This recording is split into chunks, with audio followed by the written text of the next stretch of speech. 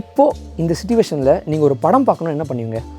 நெட்ஃப்ளிக்ஸோ, அமேசானோ இல்லை Disney plus ஹாட்ஸ்டாரோ இந்த மூணுத்தில் எதனாச்சும் ஒன்றுத்தில் போய் ஒரு படம் பார்த்து அந்த படம் நல்லா இருந்துச்சுன்னா அடரா படம் சூப்பராக இருக்கே அப்படின்னு சொல்லி ஃபீல் பண்ணுவீங்க.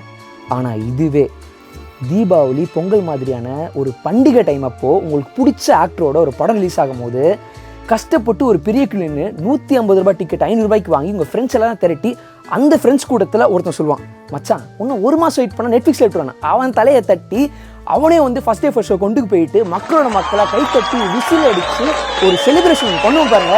அந்த செலிப்ரேஷன் பேர் தான் அந்த தேட்டரு. அப்படி தேட்டரில் நம்ம செலிப்ரேட் பண்ணும்போது நிறைய தடவை நம்ம சீட்டு மேலேயே இருந்து டான்ஸ் ஆடிருப்போம். அப்போது என்னைக்கா யோசிச்சிருக்கீங்களா ஏன் இந்த சீட்டோட கலர் பெரும்பாலும் ரெட் கலரில் இருக்குன்னு நீங்கள் யோசிச்சிருக்கீங்களா? அப்படி யோசிக்கலாம். அதை பற்றி தான் எனக்கு ஷோவே. So this is Mervin, welcome to my show Unnoticed.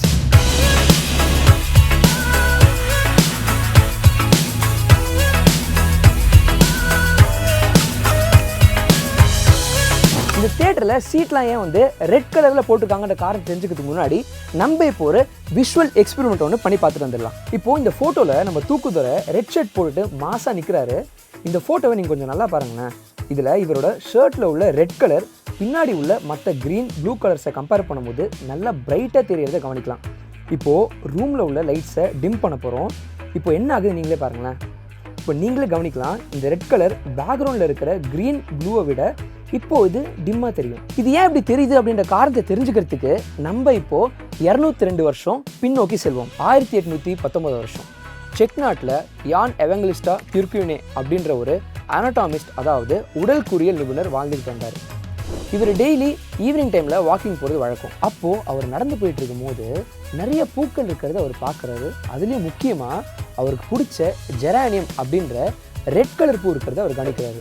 அது வந்து ஈவினிங் வெயிலில் மற்ற க்ரீன் அண்ட் ப்ளூ கலர் பூவை விட ரொம்ப பிரைட்டாக இருக்கிறத அவர் கவனிக்கிறாரு. அதுக்கப்புறம் அந்த ஈவினிங் லைட் குறைய அதாவது இருட்டாகும் போது அந்த ப்ளூ கிரீன் கலர் பூவை காட்டிலும் இந்த ரெட் கலர் பூ டிம்மாக இருக்கிறத அவர் கவனிக்கிறாரு. ஏன் நம்ம கண்ணில் இப்படிலாம் தெரியுது அப்படின்ற காரணத்தை அவர் ரிசர்ச் பண்ணும்போது ஒரு விஷயத்தை கண்டுபிடிக்கிறாரு. எப்படி நம்ம நாக்குக்கு இனிப்பு, புளிப்பு, அதுக்கப்புறம் கசப்பு இந்த மாதிரி வித்தியாசமான டேஸ்ட் உணர வித்தியாசமான டேஸ்ட் பட்ஸ் இருக்கோ, அதே மாதிரி பிரைட் லைட் அண்ட் கலர்ஸை பார்க்கறதுக்கு நம்ம கண்ணில் ஃபோட்டோபிக் அப்படின்ற விஷன் இருக்கும். இதுக்கு ஹெல்ப் பண்ணுறது என்னன்னு பார்த்தீங்கன்னா கோன் செல்ஸ்.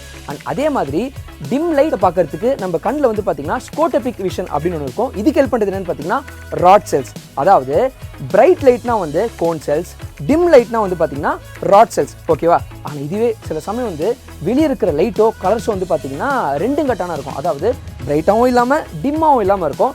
அப்போ என்ன ஆகும்னு பார்த்தீங்கன்னா அப்போ தான் மூணாவது விஷனான மீசோபிக் விஷன் வந்து ஆக்டிவேட் ஆகும். அங்கே என்ன நடக்கும்னு பார்த்தீங்கன்னா 2 செல்ஸ், அதாவது ராட் செல்ஸும் சரி கோன் செல்ஸும் சரி ரெண்டுமே வந்து பார்த்தீங்கன்னா வேலை செய்ய ஆரம்பிச்சிடும். ஸோ இந்த மீசோபிக் ரியாக்ஷன் நம்ம தியேட்டரில் படம் பார்க்கும்போதும் சரி, அல்லது இந்த பியூர்கின்